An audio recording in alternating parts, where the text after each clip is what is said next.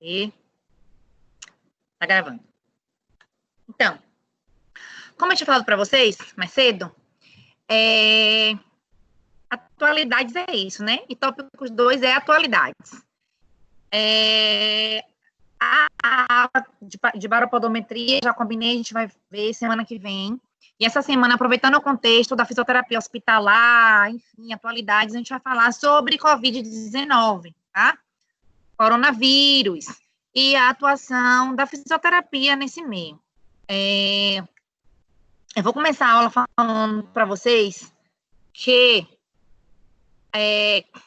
eu sempre busco tirar algo positivo de tudo, por pior que seja a situação, às vezes a situação é avassaladora, eu busco meditar e tirar algo de legal para aquele acontecimento, né, em relação àquele acontecimento. Então, nada é tão ruim que não tenha algo de bom, né? Que a gente possa extrair. Então, essa pandemia, de fato, é tudo de ruim.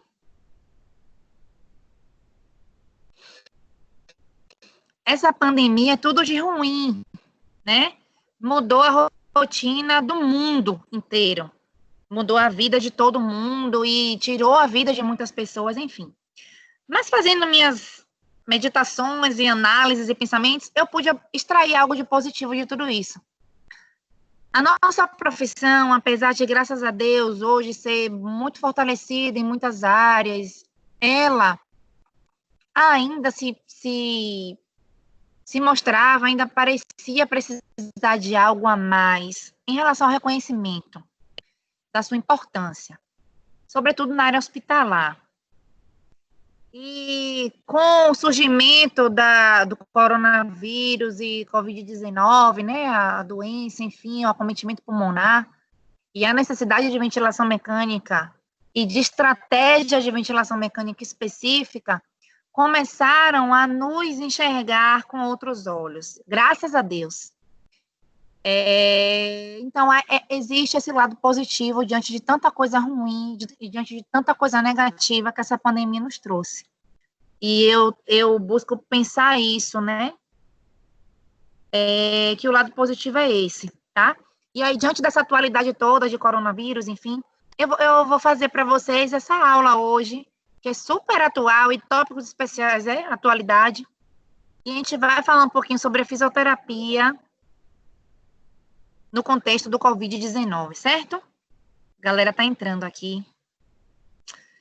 No contexto do Covid-19, tá?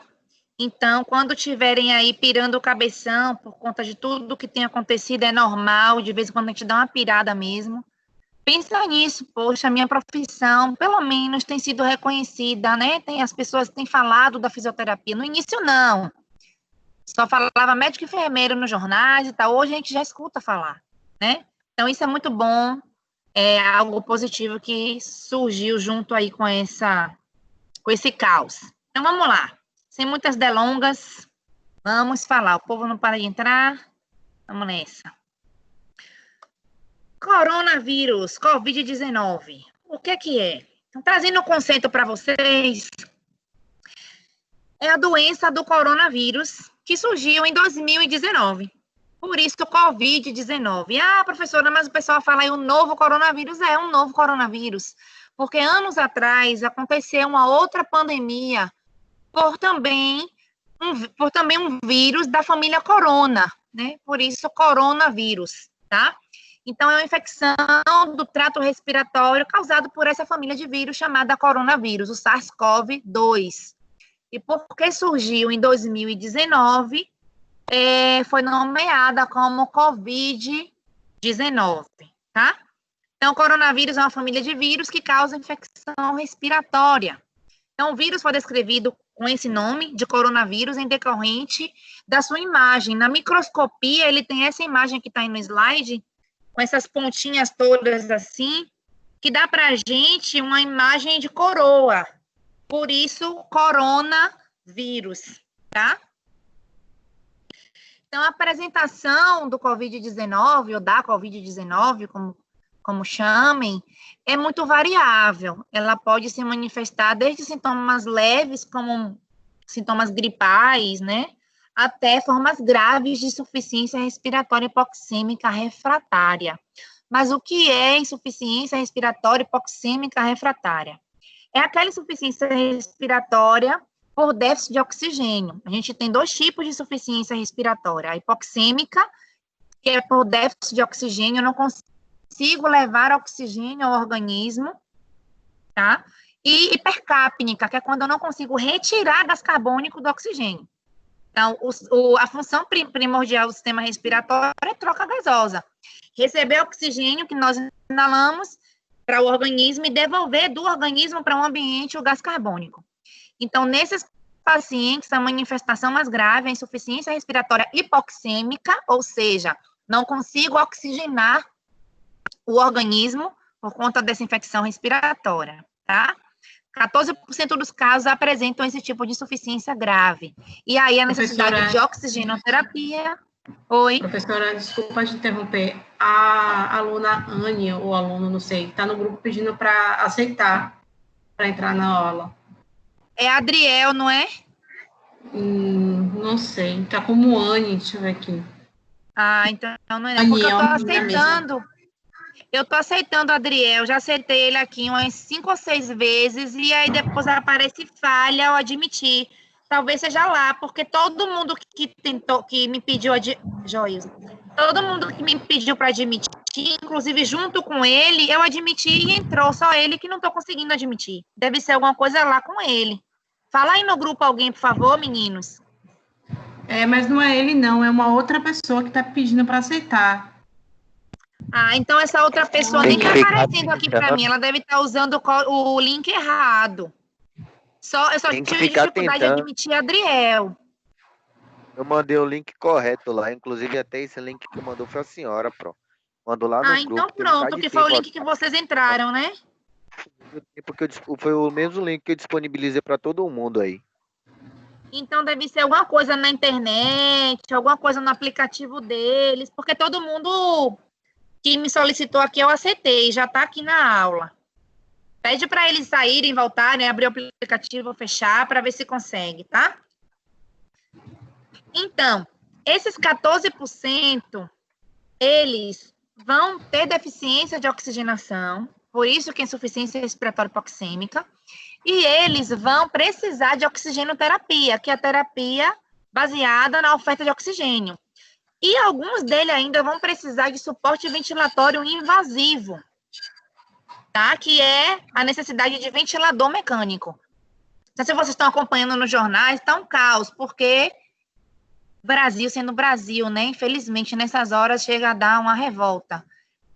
Outros países se ajudando, né? Enfim, o governo e a população, e o povo aqui querendo lucrar em cima de ventilador mecânico. Mas, enfim, a necessidade de ventilador mecânico é real, ela existe.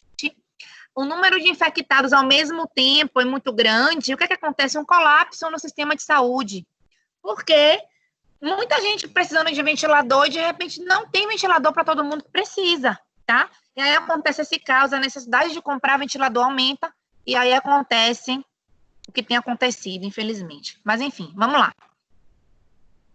Então, quais são os sintomas? Oi?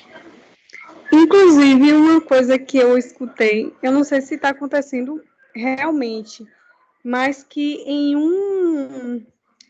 um aparelho estaria conectado cinco pessoas no mesmo aparelho respiratório. É possível isso? Porque quando você vai mudar lá para uma pessoa, como é que faz essa relação de mudar, não mexer no que a outra pessoa precisa? Bom, o que é que acontece? Isso começou na Itália, na verdade. Vocês acompanharam que a Itália foi um dos países europeus que mais sofreu com o boom de infectados graves, né? E aí começaram a ter que escolher, infelizmente, quem vai ficar no ventilador e quem não vai. E isso é realmente complicado. Então, o que foi que eles fizeram? Eles adaptaram a ventilação. Um ventilador ventilar 2 pacientes. E eu já vi aí alguns armingues para ventilar 4. O que é que eu, como profissional de saúde, que trabalha em terapia intensiva, que trabalhou a vida inteira, enfim, penso? É cenário de guerra, gente. Não tô querendo assustar vocês, nem fazer terrorismo, não, até porque eu sou contra isso. Eu acho que tá todo mundo sofrendo com ansiedade, tá todo mundo sofrendo em casa, preso, só vê notícia ruim, não é isso. Mas, assim, para quem tá lá, os profissionais de saúde, eu não gosto muito dessa romantização também, não, porque profissional de saúde quer ser reconhecido, remunerado bem, reconhecido pela população, pelo seu trabalho. Mas, assim, pensando nessa parte que o pessoal tem feito de romantizar e tal, são heróis mesmo. O que acontece? Quem está lá está vivendo a guerra. Você vê ali um monte de gente precisando ser ventilado e não ter ventilador. Então, num cenário de guerra, adaptar um ventilador para ventilar dois, para salvar aquela vida, talvez valha a pena, né? Pensando em salvar vidas. Mas como a Daniela colocou aí, eu tenho que, de repente, escolher pacientes que tenham o mesmo perfil, para ventilar da mesma forma, porque é um ventilador só, e não tem como colocar o parâmetro para um e outro parâmetro para outro, não tem essa possibilidade, né? Então, é uma adaptação com circuitos ali, a gente conecta ali os circuitos de uma forma que dê para ventilar dois, mas o ventilador continua sendo um. Então, se for um paciente que tem uma necessidade específica de ventilação muito diferente do outro, em vez de ajudar, eu vou estar piorando a situação, entendeu?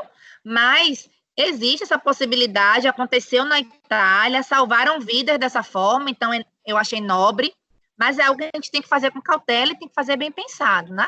Eu não vi nenhum relato aqui no Brasil. Se vocês viram, até me mandem depois, se tiver noticiado, se tiver alguma coisa assim relacionada, até me manda, porque é bom, né?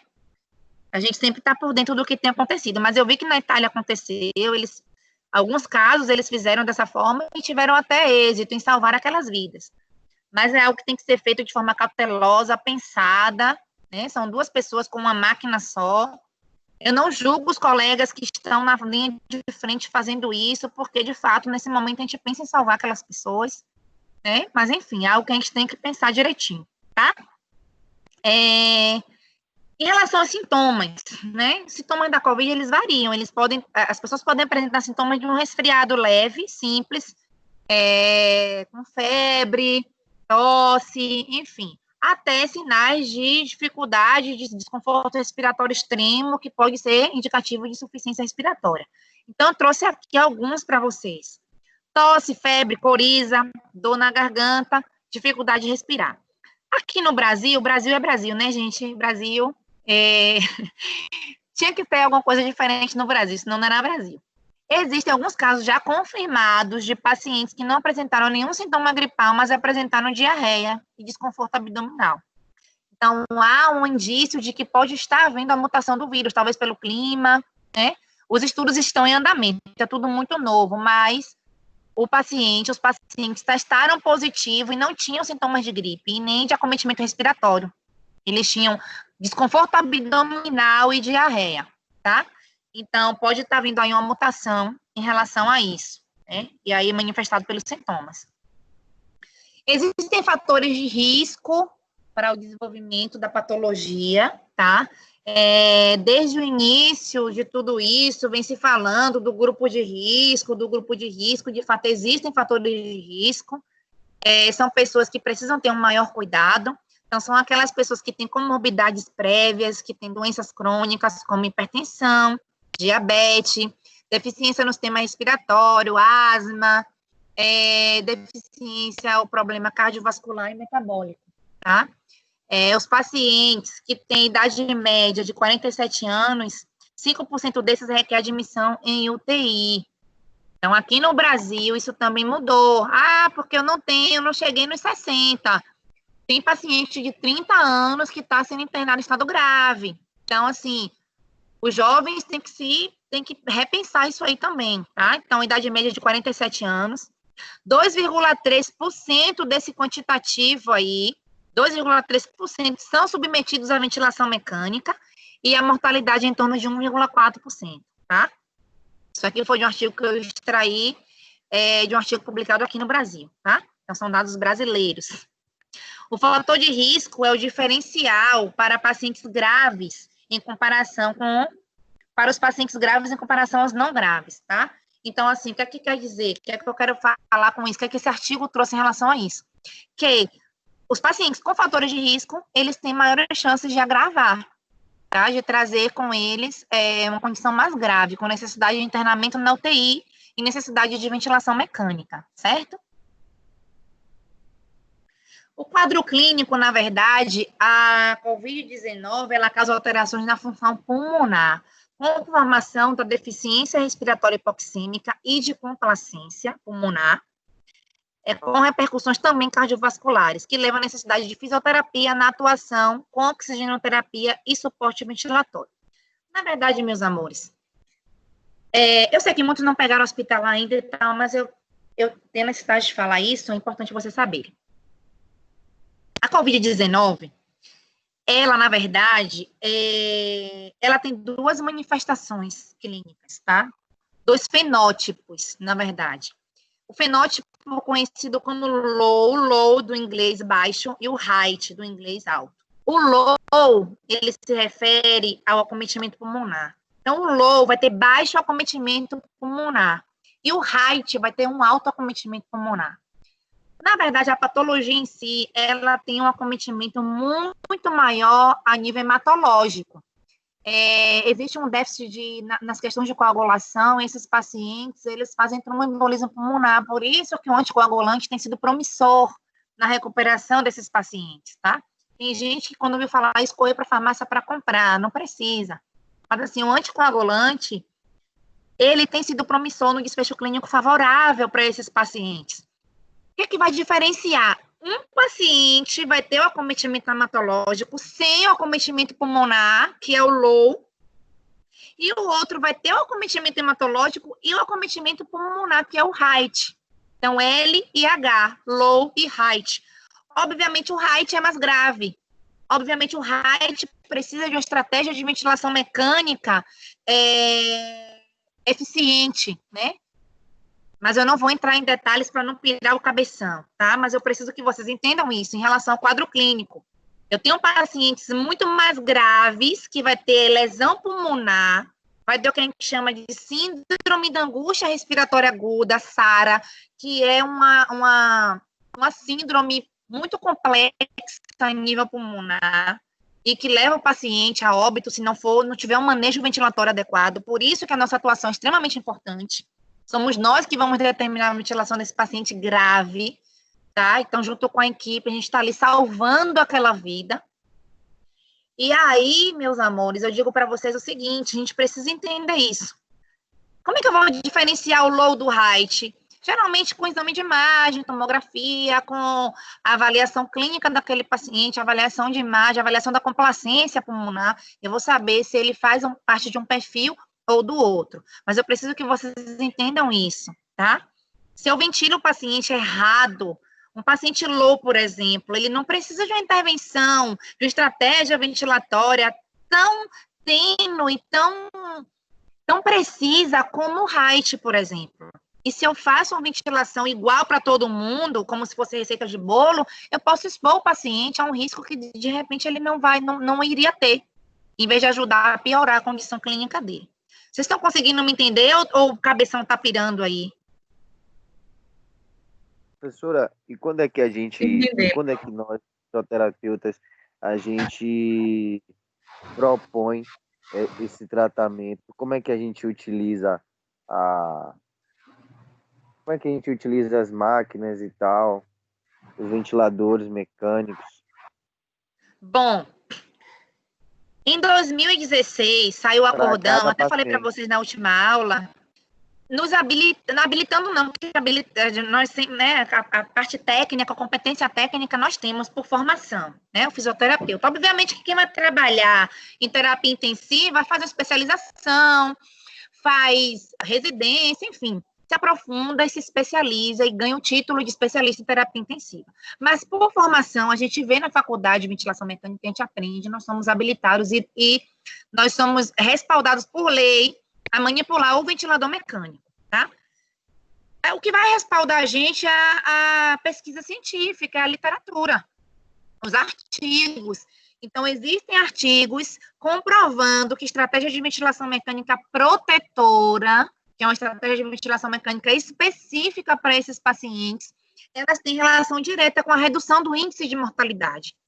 Com a melhoria, ela tem relação direta com a melhoria da lesão pulmonar, com a redução desse índice de mortalidade, com a melhora na qualidade de vida, pós-alta da UTI, pós-alta do hospital. Então, são esses artigos que nos respaldam. E quem faz essa estratégia somos nós, tá?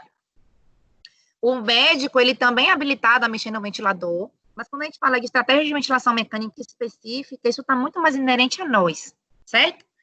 Então, o que eu quero que vocês entendam é isso, que existe um quadro clínico e que eles podem ser diferentes. Essa doença pode se manifestar de formas diferentes, tá? Existe paciente com lesão pulmonar grave e existe paciente sem lesão pulmonar, certo? Ele vai fazer hipoxemia, quero que vocês entendam isso. O paciente low, que não tem lesão pulmonar, vai fazer hipoxemia. Porque aquele trombo que está ali no capilar, existe o capilar, vou fazer um desenho, não tenho quadro, mas eu tenho um caderno. Vou fazer um desenho para vocês entenderem.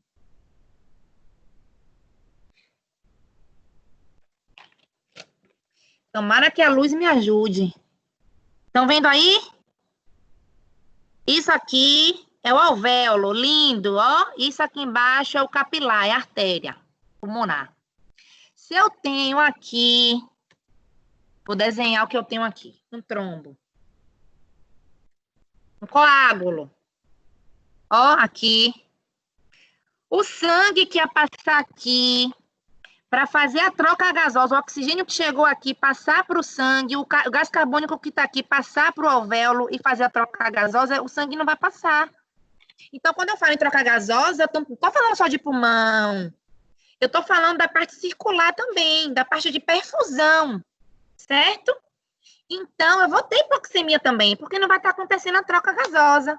Aí o povo vê hipoxemia, bora jogar, bora abrir esse pulmão, bora fazer acontecer, e aí faz uma estratégia de ventilação que não é adequada naquele momento, certo? Porque quando eu jogo, por exemplo, a PIP aqui, eu aumento ainda mais o diâmetro desse alvéolo e eu comprimo mais esse capilar que já está com deficiência por causa desse trombo, certo? Professora, não está dando para ver sua imagem, não. A imagem, meu vídeo? Não está dando para ver no caderno. Não, o desenho no caderno. Você acabou de fazer, não deu para ver. Quem conseguiu ver aqui o alvéolo? Eu consegui. Isso é com a lei de Fick? Tem a ver também com a lei de Fick, tem a ver com relação, ventilação, perfusão. Eu não vou me aprofundar muito para não pirar o cabeção, mas tem a ver com tudo isso, com fisiologia pulmonar básica, certo? O que eu quero que vocês entendam hoje é isso. O Covid-19 tem manifestações, pode apresentar manifestações diferentes, tem manifestações diferentes. E nós, como fisioterapeutas, temos que entender cada uma delas para ventilar esses pacientes, caso eles precisem de ventilação mecânica, da melhor maneira possível. Tá bom? Até aí, tá beleza? O cabeção tá pirado? Não, tá tranquilo. Então, vamos nessa. Ô, professora. Oi. Então, no caso, um paciente que já tenha uma doença persistente hematológica, sabe dizer a probabilidade dele se curar do Covid? Porque, pelo que eu consegui entender, praticamente podemos dizer que é uma doença que é um vírus que age praticamente na parte sanguínea, no caso. Sim, a manifestação hematológica, ela acontece na maioria dos casos. Se o paciente já tem um problema hematológico, uma patologia hematológica prévia, ele vai ser um paciente mais grave, um paciente... Eu até desconheço algum caso desse, tipo anemia falciforme, por exemplo. Né? Então, é um paciente aí... Eu vou até pesquisar algo em relação a isso. Sua pergunta foi fantástica, Jefferson. Eu vou pesquisar. Tá aqui, Covid na anemia falciforme. Porque é uma patologia hematológica grave, em muitos casos, né? Sim. E juntando com o cometimento hematológico da própria Covid-19, no que é que vai dar isso? Eu vou pesquisar. Anemia. Então, isso quer dizer, professora, se eu tenho um paciente que ele é positivo, o paciente HIV positivo, eu tenho um paciente que tem uma doença respiratória. O que tem uma doença respiratória tem mais uma probabilidade de morrer de que o HIV positivo que tem uma doença imunossupressora? Não, porque o que acontece? Ele já tem o sistema imune debilitado, né? Porque o HIV é uma doença que tem relação direta com a alteração do sistema imune, né? Também, ele, na verdade, o COVID, ele é o que a gente chama de... Me fugiu o nome agora. É tipo aproveitador, eu queria falar outro termo mais bonito, mas assim, ele vai se aproveitar da debilidade imunológica daquele paciente, com certeza ele vai sofrer mais, entendeu? As consequências. Entendi. Entendeu? Por isso que o pessoal diga, por isso que tem as campanhas, tome vitamina C, se alimente bem, cuide da imunidade, porque quando o vírus encontra um organismo com sistema imune bom, a manifestação dele é muito menos grave, é muito menos agressiva, na verdade, do que naquele que tem o sistema imunológico deficiente. Mas nós também não podemos atrelar que um paciente HIV positivo, ele também possa vir a ter um sistema imunológico totalmente debilitado, porque, assim, quando a pessoa se trata e chega no estágio indetectável, sim, entendeu? Sim, se ele se trata, toma todos os medicamentos que precisa tomar, ele vai estar bem, né? Então, a gente também não pode ser taxativo em dizer que todo paciente HIV positivo vai agravar caso venha adquirir o coronavírus, entendeu? Mas se ele tem HIV positivo e não se cuida e tem uma debilidade imunológica, obviamente que é ali um meio de oportuno para o coronavírus, entendeu? Ok, professor. Obrigado. Nada, meu bem. Mas esses pacientes que têm HIV, eles não tomam imunossupressores para poder diminuir a imunidade? Para diminuir, não. Quem é HIV positivo, toma medicamento que vão ajudar, na verdade, a sua condição imune, que o próprio vírus, né, da SIDA, debilita a parte imunológica. No não caso, o HIV, ele em si já abaixa a imunidade, no caso. A SIDA Entendi. O que mata o paciente com SIDA, que graças a Deus não morre tanto como antigamente, o que mata não é o próprio vírus do HIV. O vírus do HIV atua no sistema imune e oportuniza que outros problemas aconteçam. Outros problemas que pessoas com sistema imune bom não apresentariam. Entendeu? É mais ou menos assim. Certo? Então, vamos lá. Então, não somente de acordo com a gravidade clínica apresentada, pode ocorrer deficiências de função de músculos respiratórios e de tolerância ao exercício. Limitações que causam dificuldade da realização de atividades básicas que envolvem a capacidade de mobilidade, afetando até mesmo tarefas rotineiras como andar e realizar autotransferências. E aí eu chego na parte de diagnóstico, né? O diagnóstico é realizado primeiramente pelo profissional de saúde, tá? Que deve avaliar a presença de critérios clínicos. Então, quais são esses critérios? Pessoa com quadro respiratório agudo, com algum sinal, sintoma de alteração de quadro respiratório agudo, caracterizado por sensação de febre, que pode ou não estar presente na hora da consulta, né? Tem casos que a febre oscila, vai e volta, podem não ser relatados ao profissional de saúde, acompanhada ou não de tosse, acompanhado ou não de dor de garganta, acompanhado ou não de coriza ou dificuldade respiratória, tá? Então, é, na verdade, o que a gente chama de síndrome gripal. Que eu já falei para vocês que em alguns casos nem apresenta nada disso. Alguns casos apresentaram diarreia e testaram positivo para coronavírus, tá? Então, é tudo muito novo, tudo está mudando muito rápido, né? Pessoa com desconforto... Oi. Nesse diagnóstico que eu estava lendo aqui, alguns profissionais da saúde estão confundindo também com pneumonia, que o quadro é muito parecido com a pneumonia. Para identificar já daria muito mais trabalho. Mas, na verdade, não deixa de ser. Os casos com acometimento pulmonar são casos de pneumonia, causadas pela infecção pelo vírus, entendeu? Pode haver paciente com pneumonia que não seja proveniente do coronavírus, uma pneumonia bacteriana, por exemplo, né? Um paciente que adquiriu pneumonia por outra razão. E ele pode também ter pneumonia pelo vírus, entendeu? Entendi. Então, a pessoa com desconforto respiratório, dificuldade de respirar, ou pressão persistente no tórax, ou uma saturação de oxigênio menor do que 95% em ar ambiente, ou seja, como nós aqui, sem nenhum suporte de oxigênio, ou coloração azulada na ponta dos dedos, que a gente chama de cianose, que quer dizer que não está chegando oxigênio na periferia, né, quando a gente está com a ponta dos dedos roxeadas, a cianose, é o que a gente chama de síndrome respiratória aguda grave, certo? Caso o paciente apresente os sintomas, o profissional de saúde pode solicitar exame laboratorial de biologia molecular, que diagnostica tanto o COVID-19 como outros tipos de virologia, né, influenza ou vírus sincial respiratório, e aí dá para fazer um diagnóstico diferencial, mas esse aí é o exame laboratorial, e tem o exame imunológico, que é o que a gente ouve tanto falar na mídia, que é o teste rápido, tá? Ele pode detectar ou não a presença de anticorpos na sua amostra, na amostra coletada. Por que ele pode detectar ou não? Por exemplo, Deus o livre, pé de pato, mangalô 3 vezes, aqui é madeira, ó. Deus o livre, me infectei hoje. Tive contato com a pessoa que tem o coronavírus hoje, me infectei com ela hoje, eu sei que ela tem o coronavírus, fiquei desesperada. Ai, meu Deus, vou fazer o teste rápido. A chance de não detectar é muito grande, porque o teste rápido, ele detecta, na verdade, o anticorpo que o seu organismo produzir para combater o vírus.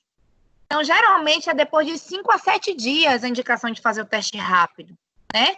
Então, nesse caso, o teste rápido para infecção ali naquele momento não é tão eficaz, certo? Pronto. Oi. Em relação às pessoas que são assintomáticas, como é que explica isso? Porque são as pessoas mais perigosas, né? Porque não apresentam sintomas, então vai infectando o pessoal. Exatamente. Tem alguma coisa relacionada à imunidade? Como é que acontece? Na verdade, tem a ver com a imunidade, tem a ver com não ter comorbidade, tem a ver com a idade. Por exemplo, o número de crianças acometidas é infinitamente menor do que adulto e idoso. Entende? Adulto jovem nem tanto, principalmente aqui no Brasil, isso modificou, né? A gente tem visto jovens internados graves com 30 anos, 29 anos, internados, indo a óbito, desenvolvendo insuficiência respiratória. Mas criança, o número é muito pequeno. E quando elas são diagnosticadas, quando testam positivo para coronavírus, os sintomas são muito leves. Então, a criança, ela é assintomática na maioria das vezes, e quando apresenta sintomas, são sintomas leves. E pessoas saudáveis, atletas, né, pessoas que praticam atividade física, às vezes têm o vírus, mas não desenvolvem sintomas. Porque pratica atividade física, tá com sistema, se alimenta bem, tá com sistema imunológico bacana, carrega o vírus, porque enquanto o vírus encontra, ele tem um tempo, não é tempo de vida, porque não é ser vivo, mas ele tem um tempo de incubação. Ele fica um período no organismo, ele fica por um período no organismo. Então, se ele encontra um organismo resistente, ele não vai agredi-lo a ponto daquele organismo manifestar sintomas. Então, atletas, pessoas que se alimentam bem, pessoas com sistema imunológico bom, crianças também não têm manifestado muito, tá? Então, eles carregam o vírus, eles são portadores do vírus, eles podem passar o vírus para outras pessoas, mas eles não manifestam a COVID, que é a doença provocada pelo vírus. Entendeu? Beleza? Ô, professora. Então, vamos nessa. Cadê? O diagnóstico da COVID-19 também pode ser realizado a partir de critérios como histórico de contato próximo ou domiciliar, nos últimos 7 dias, antes do aparecimento dos sintomas, ou seja, apresentei os sintomas hoje, aí eu lembrei que 1 semana atrás eu tive contato com alguém que testou positivo. Então, isso aí já vai fazendo o link com o que eu preciso, né? E para o qual não foi possível realizar investigação laboratorial específica, também observados pelo profissional durante a conduta. Então, a gente vai juntando essas informações, né? A pessoa está com sintoma gripal. 7 dias atrás ela teve contato, né? Geralmente os sintomas eles não se manifestam no mesmo dia, no mesmo momento. As pessoas às vezes têm contato com alguém infectado e fica ansioso, achando que se infectou e nem está sentindo nada, mas quer fazer os exames, tá? Geralmente os sintomas demoram um pouco para aparecer, alguns dias, né? E aí a pessoa começou a apresentar sintomas, teve contato com alguém contaminado, então já vai juntando ali as coisas e é possível que ela esteja contaminada, então o ideal é fazer o exame laboratorial ou, se for depois de 7 dias, o teste rápido já vai ser eficaz em detectar ali os anticorpos e testar ou não positivo para o coronavírus. A fisioterapia. Qual a margem de erro do teste rápido? A margem de erro do teste rápido, qual é a margem de erro? É grande, dependendo do número de dias que a pessoa tenha sido infectada, entendeu? Então, quanto menos dias tenha de contágio, mais errado o teste vai dar. Quanto mais dias ela tenha sido, né, tenha passado do dia que ela se contagiou, menos erro esse teste vai dar, porque ele detecta o anticorpo, entendeu? Então, o organismo, ele precisa produzir o anticorpo, entendeu? Então, a margem de erro é grande se fizer logo imediato. Mas esse período de janela imunológica é 7 dias para um todo? Segue essa regra para todo mundo? Para 7 dias, tira uma média, né? Tira uma média, porque cada organismo é um, e cada um vai responder de uma forma. Mas em torno de 5 a 7 dias, entendeu? Porque tira uma média. Tem pessoas que vai desenvolver, que vai ter ali o anticorpo latente depois de 10 dias. Tem pessoas que com 4, 5 dias já tem ali a latência do anticorpo e que já vai ser detectado no teste rápido. Compreendi. Entendeu? Então, falando da nossa atuação do fisioterapeuta, que foi como eu comecei a aula falando, ela tem sido, graças a Deus, falada muito, né? Infelizmente, num cenário difícil, de caos, mas temos sido lembrados e as pessoas têm reconhecido a nossa importância nesse contexto. Então, a atuação do fisioterapeuta, ela torna-se importante não por tratar a doença, e sim por prevenir e reabilitar as deficiências respiratórias e as limitações funcionais da atividade de vida diária por ela ocasionadas. E nos casos mais graves, nós estamos, sim, associados com o salvar vidas dessas pessoas, porque a estratégia ventilatória adotada salva a vida do paciente com síndrome respiratória aguda, certo? Eu trouxe para vocês os componentes da avaliação diagnóstico fisioterapêutico, tá? No contexto da Covid-19. Então, a gente vai avaliar aqui nessa primeira coluna alteração da função, alteração funcional. A gente vai avaliar através de alguns instrumentos, eu trouxe aqui o instrumento nessa segunda coluna, e a gente vai dar o nosso diagnóstico fisioterapêutico. Então, olhando lá na primeira coluna, redução do volume corrente é uma alteração de função. Nós todos temos um volume corrente. O nosso pulmão, ele recebe um volume de ar a cada ciclo respiratório. Um volume de ar, volume corrente inspiratório e tem também o volume corrente expiratório. Geralmente a gente avalia o volume corrente inspiratório, que é o volume de ar que entra no pulmão. Quando eu tenho uma redução desse volume corrente, eu vou ter outras alterações em consequência disso. Então, eu tenho que detectar e resolver isso. Eu vou avaliar através da ventilometria, no próprio ventilador mecânico, tá? E aí o diagnóstico vai ser deficiência respiratória por redução de volume corrente pulmonar. Aí eu vou ter redução de complacência, que eu vou avaliar também no ventilador mecânico. Vou fazer a avaliação da mecânica pulmonar. Complacência é a capacidade que o pulmão tem de distender para receber justamente esse volume corrente a cada ciclo respiratório. Se eu diminuo essa complacência, se eu tenho alteração de complacência, obviamente eu vou ter também redução desse volume corrente. Vai entrar menos ar, porque meu pulmão está distendendo pouco, certo? E aí eu vou também utilizar a mecânica pulmonar para avaliar, e aí eu vou diagnosticar deficiência respiratória por redução de complacência pulmonar. Eu vou ter desequilíbrio na ventilação, e eu também vou utilizar a ventilometria para avaliar, e aí eu vou ter deficiência respiratória. Observe que eu não vou dar diagnóstico clínico, pneumonia, síndrome respiratória, não. Eu estou dando diagnóstico funcional, deficiência respiratória por colapso pulmonar, por exemplo, no caso que o pulmão fechou, né? Fez a telectasia. Então, distúrbio de troca gasosa, eu vou avaliar através da hemogasimetria arterial. Esse exame é um exame eu coleto sangue direto da artéria, e lá eu vejo se tem oxigênio na quantidade adequada, se o gás carbônico também está na quantidade adequada, e aí, se eu tiver um distúrbio de troca gasosa, eu vou ter uma deficiência respiratória por alteração de troca gasosa, certo? Então, redução de força muscular respiratória, existe um equipamento que chama manovacuômetro, que eu vou também utilizar para avaliar. Se tiver com alteração de força, eu também vou dar o diagnóstico de deficiência respiratória por alteração de força muscular. E esses outros que eu trago aqui para vocês, né? Inabilidade de tosse, aumento de resistência na via aérea. O que é que eu quero dizer para vocês? Que existe o diagnóstico clínico e existe o diagnóstico funcional.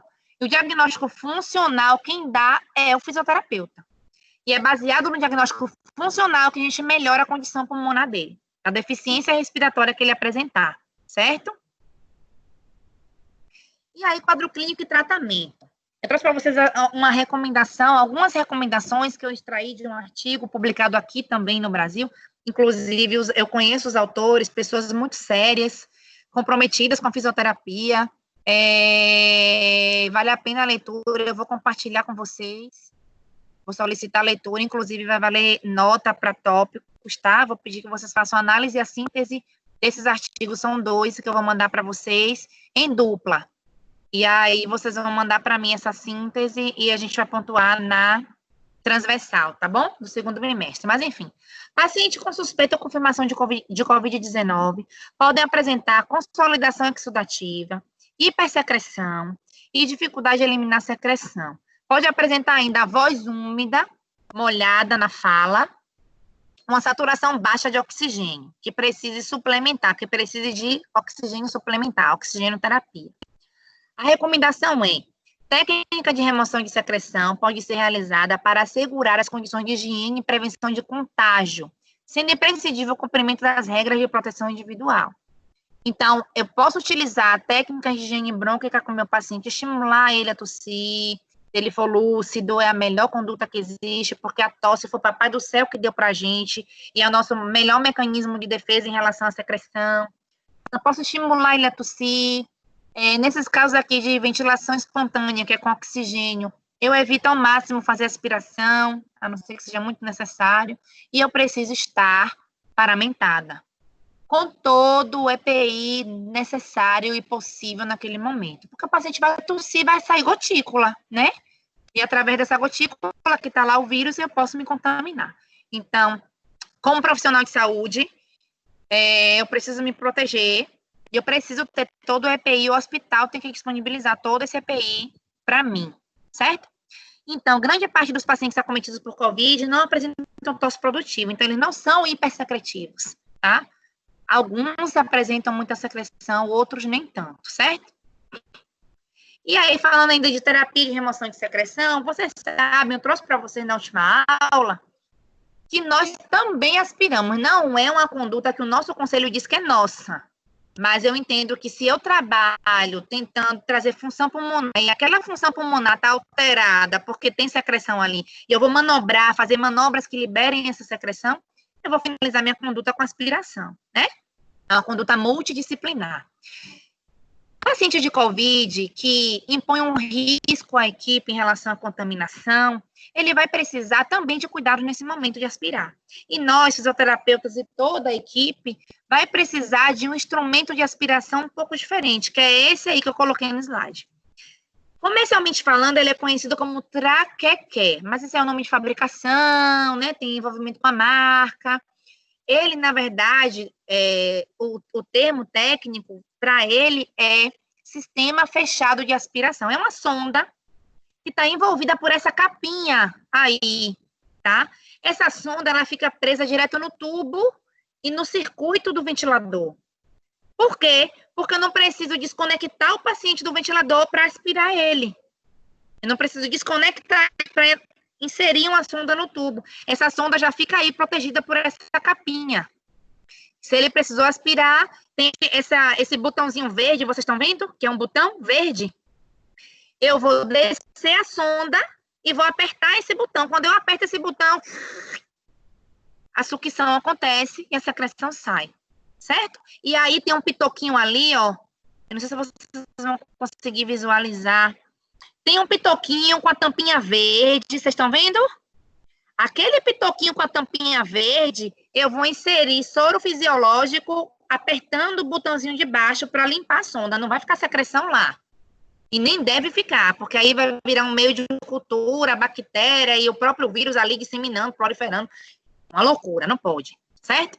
Então, ali eu faço a limpeza. Então, esse sistema fechado é o sistema requerido para realizar a aspiração de paciente entubado com coronavírus, certo? Sistema fechado de aspiração. Oxigenoterapia, que é como eu falei para você, o suporte a oxigênio, né? Nós estamos ali diretamente ligados com isso, porque estamos avaliando os níveis de oxigênio no sangue arterial. Então, deve-se evitar procedimentos com geradores de aerosóis, tá? Por exemplo, a máscara de Venturi, que é um meio de ofertar oxigênio. Eu mostrei para vocês, não sei se vocês vão lembrar, que tem aqueles dispositivos que parecem um apito, né? Várias cores, aquilo ali é a máscara de Venturi, gera aerosol, e aí pode disseminar o vírus e aí contaminar a superfície do ambiente, contaminar a equipe. Então, oxigenoterapia com esse tipo de instrumento que gera aerosol não é indicado. Na verdade, é indicado evitar, né? A não ser em condições que realmente não tenha jeito. Então, a hipoxemia é um sinal frequente no paciente com quadro sintomático, tá? Então, todas as unidades hospitalares que assistem ou assistirem o paciente com Covid-19 devem estar equipada com oxímetro de pulso, que é aquele que fica no dedo, para ver os níveis de oxigênio, assim como devem ter à disposição sistemas de oxigenoterapia descartáveis, ou seja, usou, depois de um tempo jogou fora. O paciente estabilizou ou precisou, passou o período de vida daquele sistema de oxigenoterapia, ele é trocado por um novo, que são as cânulas nasais, aquela que a gente vê muito na novela, a verdinha que fica aqui, o catéter nasal, que tem um catéter inserido dentro do nariz, máscara facial simples e a máscara com reservatório. Essas máscaras, elas têm uma membrana que impedem, né, essas gotículas de sair, são as máscaras não reinalantes, geralmente essas com bolsa reservatória. A máscara simples também pode ter membrana, já evita a disseminação desse vírus, tá? Nos pacientes com Covid, é sugerido iniciar a suplementação de oxigênio, se a saturação for menor do que 92%, e é fortemente recomendado iniciar a suplementação via catéter, tipo óculos, que é esse da novela, o verdinho que fica assim no nariz, até 4 litros por minuto, ou máscara reservatória, que é aquelas que a gente vê na novela também, uma máscarazinha com uma bolsa aqui embaixo, parecendo um balão, de 6 a 10 litros por minuto, tá? Quando a saturação for menor do que 90. E a ventilação mecânica invasiva, certo? Os pacientes mais graves vão precisar de ventilação mecânica invasiva, vão ser entubados, vão ficar um tempo no ventilador, até melhorar sua condição respiratória, melhorar o quadro hipoxêmico, né, que é a deficiência de oxigênio, para que ele seja estubado e siga o curso de melhora, né, que é o que a gente espera para todos eles, tá? Então, a decisão de entubar, ela deve ser tomada com base na avaliação funcional do paciente, experiência clínica, ponderando a intervenção precoce. Existe já, como é tudo tão novo, gente, as coisas mudam, porque as pesquisas estão em andamento, né? Então, hoje, se falava muito na intubação precoce, inclusive esse artigo sugere intubação precoce, e hoje já se fala em intubação precoce para aquele tipo mais grave, aquele tipo que a gente vê a possibilidade de geralmente fazer ventilação não invasiva, para evitar que ele vá para o tubo, visto que é uma patologia que acomete, né, que tem mais envolvimento hematológico, nesses casos tipo LOU, por exemplo, já se fala sobre isso, tá?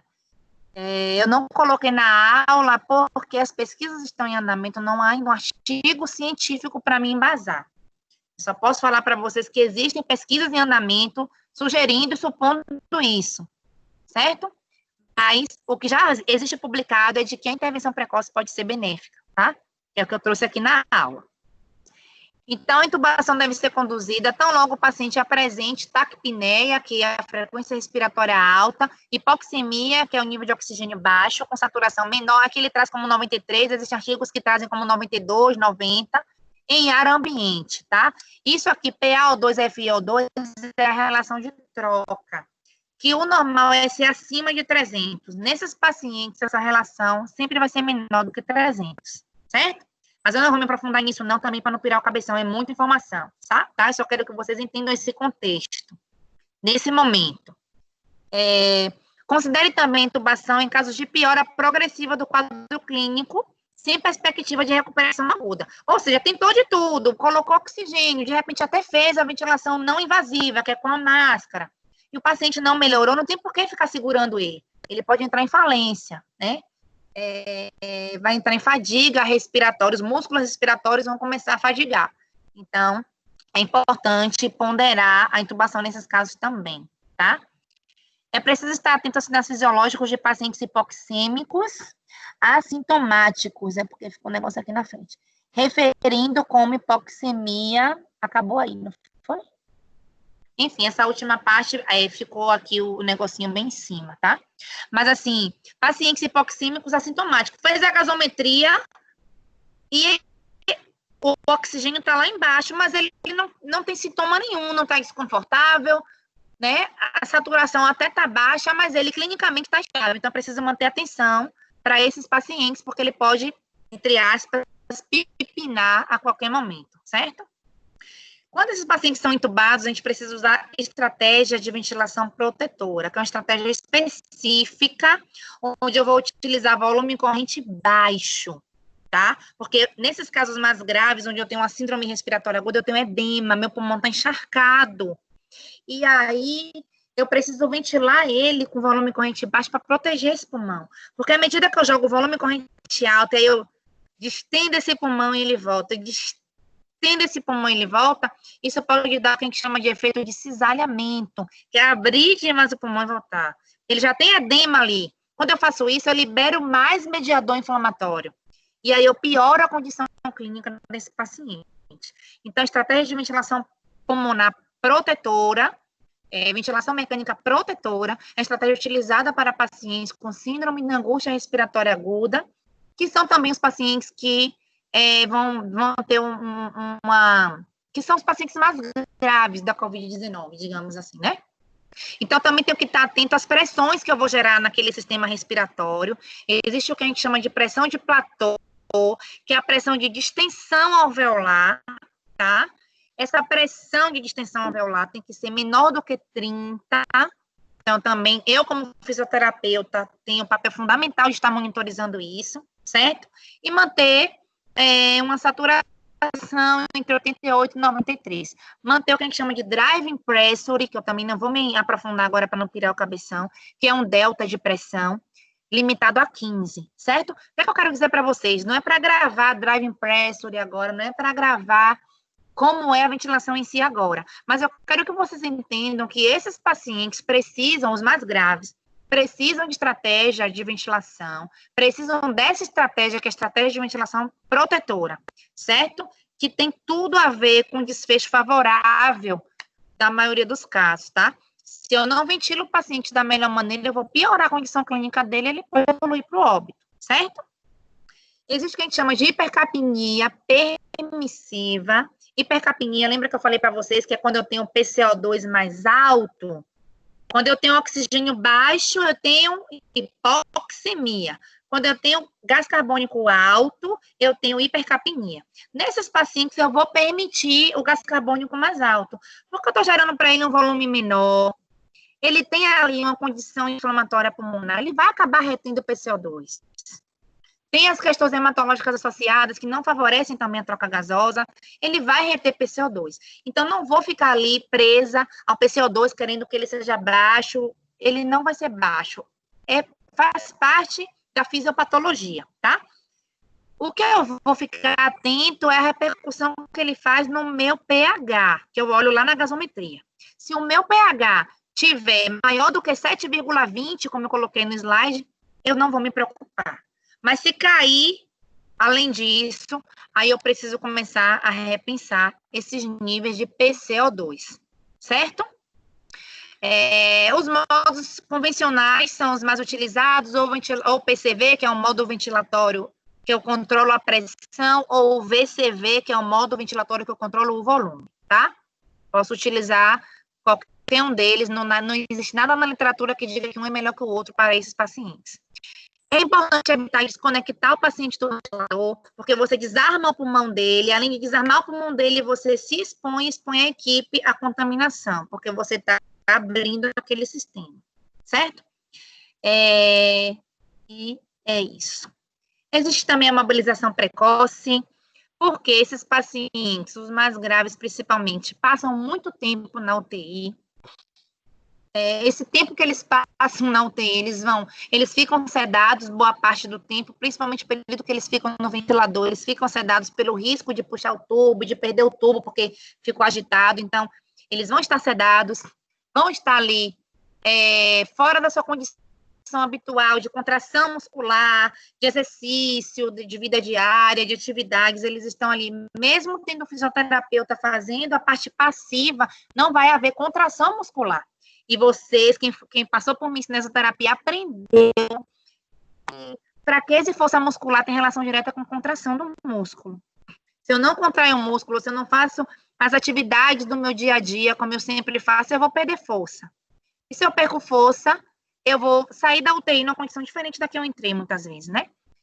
Então, a mobilização precoce é importante. Quando ele está sedado, eu vou fazer mobilização passiva, pensando em preservar a integridade articular, alongamento para preservar a elasticidade muscular, a elasticidade tendínea, não é?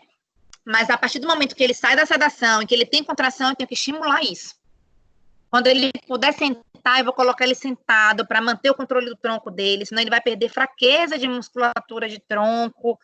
E aí, quando eu colocar ele sentado, ele vai desabar para um dos lados ou para frente, certo?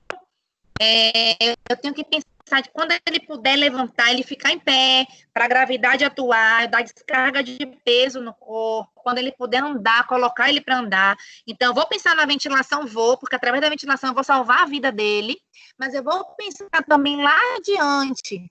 Quando ele sair da ventilação, que sair da sedação, que tiver contração, eu vou trabalhar com ele. Eu vou fazer exercício ativo com ele, exercício resistido, eu vou botar ele sentado, eu vou botar ele de pé, eu vou botar ele para andar, certo? Minha função como fisioterapeuta é essa, tá?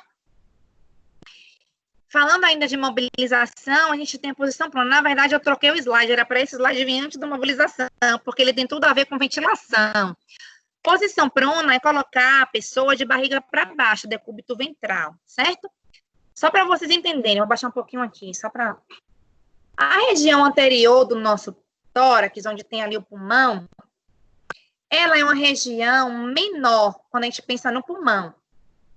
A área pulmonar para troca efetiva, ela é menor porque ela divide aqui espaço com o mediastino, com o coração, com os grandes vasos, né? Divide espaço aqui com o mediastino. Então, essa área da frente é uma área de troca menor.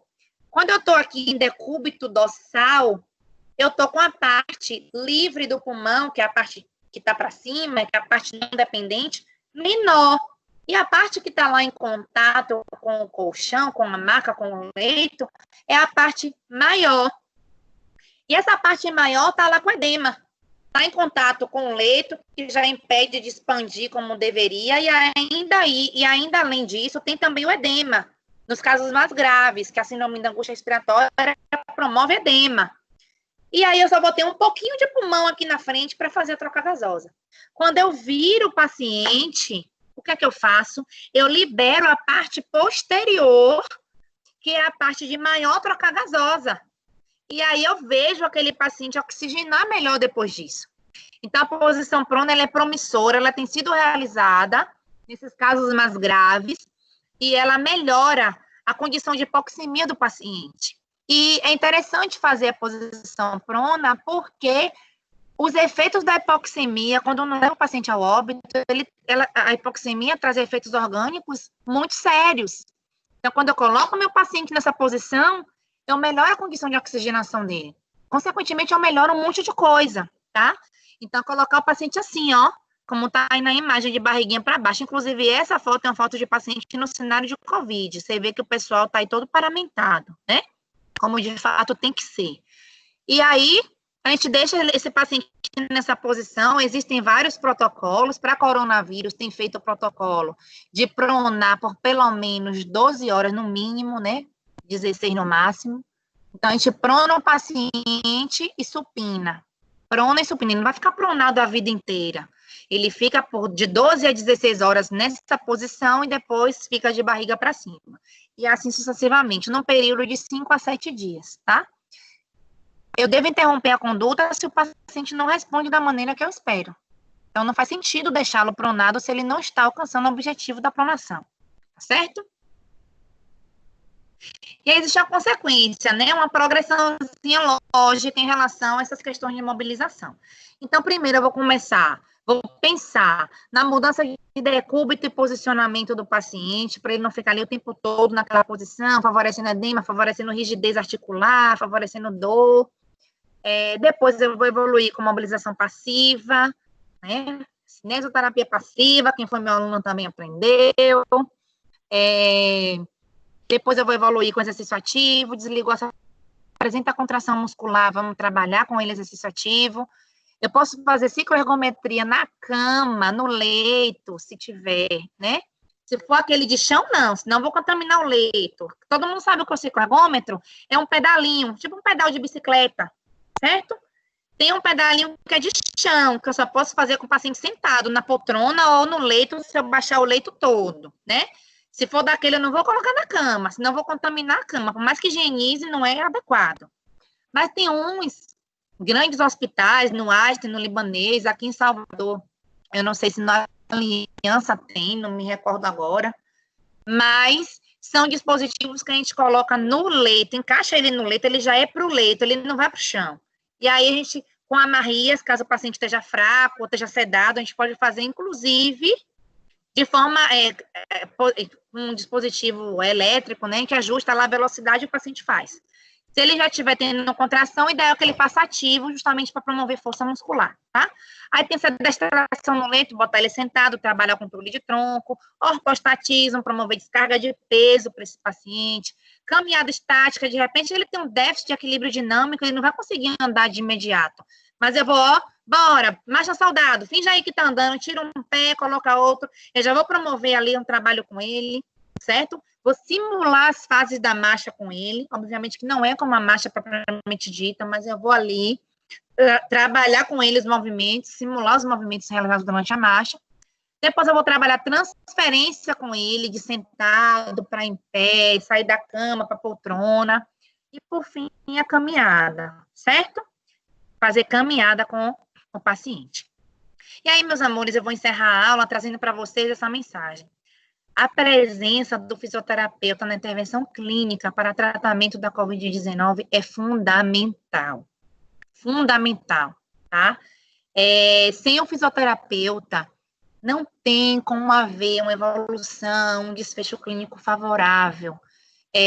Principalmente naqueles casos mais graves, o paciente hospitalizado no tubo, que precisa de intervenção ventilatória. Ele tem que ter um paciente do lado dele. Então, a presença do paciente não, o fisioterapeuta do lado dele. Então, a presença do fisioterapeuta é imprescindível, é fundamental. Nós somos fundamentais para os pacientes de COVID-19, certo? Os mais graves, eles precisam da nossa intervenção, sobretudo de estratégia ventilatória, sobretudo pensando na funcionalidade, sobretudo para que ele saia bem do ventilador, saia bem da UTI e retome futuramente as suas atividades de vida diária, certo? Eu trago uma mensagem para você, de uma fase onde aprendemos a confiar mais em Deus, tá? Estamos passando por uma tempestade, um dilúvio, eu diria, mas vai passar. Nesse momento, a gente precisa confiar em Deus, né? Tudo vai ficar bem, tá bom? Dúvidas, meus amores?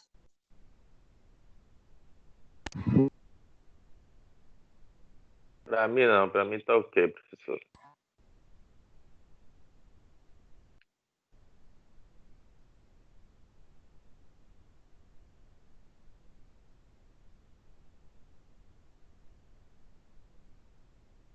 Em silêncio, eu fiquei assustada.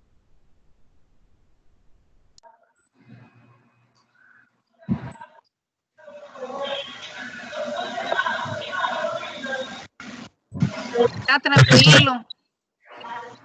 Professora? Fiquei preocupada agora. O que foi, Pro? Eu perguntei se pirou o cabeção, todo mundo ficou calado. Pirou o cabeção, foi muita coisa, foi? Bastante. Mas quem não pega hospitalar realmente fica voando, Pro. Mas assim, foi o que eu falei para vocês. Eu não quero que você saia nessa aula o povo, não. Eu quero que vocês entendam, a grosso modo, como a gente atua. Eu trouxe algumas. O que eu quero que vocês entendam é a importância da nossa atuação e como a gente atua nesse caso.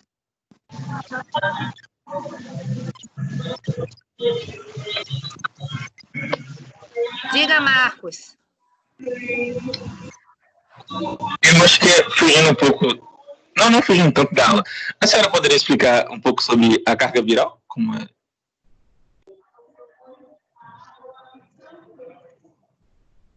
Existe diferença em relação à carga viral. Inclusive, eu estava falando sobre isso hoje. Se eu tenho contato com a pessoa, contágio comunitário, né? Na rua.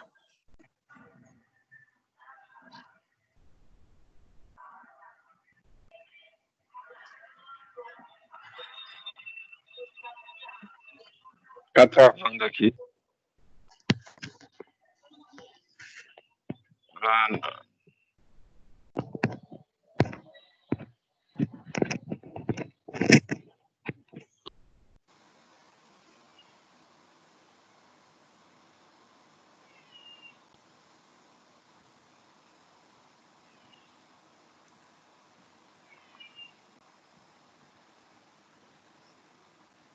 Cadê?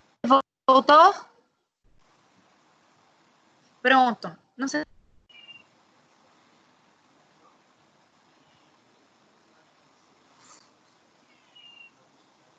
Tira o slide, professora. Deixa só a imagem da senhora. Hã? Tira o slide e deixa só o vídeo mesmo da senhora aí. Espera aí. Como é que tira? Encerrar, hein?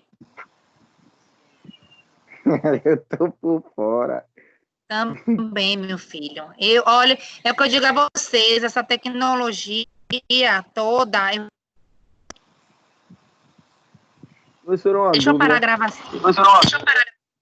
Que legal. Fiz a pergunta.